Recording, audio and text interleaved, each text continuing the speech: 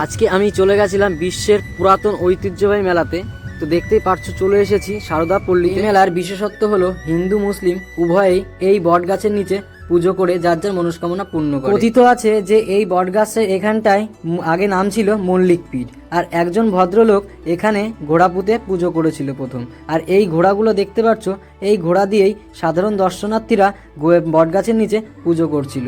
এই পুজোটা হিন্দু মুসলিম উভয়। আর এই বটগাছে পূজিত হয় পীর বাবা, অর্থাৎ শিবের আর একটা অংশ বটগাছে পূজিত হয়। আর এখানকার যে মেলাটি হচ্ছে, এই মেলাটি প্রায় 50 থেকে 70 বিঘা জমি নিয়ে হচ্ছে। মকর সংক্রান্তির দিন থেকে গোটা মাঘ মাস জুড়ে এই মেলাটি দেখতে পাওয়া যায়।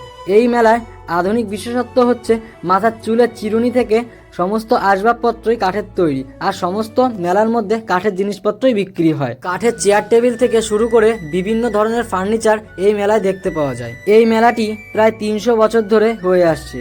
এই মেলাটি শুধুমাত্র কাঠের জিনিসের জন্যই জনপ্রিয়। এখানে তোমরা সামনে দাঁড়িয়ে কাঠের জিনিস তোমরা তৈরি করে নিয়ে যেতে পারবে। এখানে শুধুমাত্র খাট থেকে শুরু করে বিভিন্ন আসবাবপত্র দেখতে পাবে।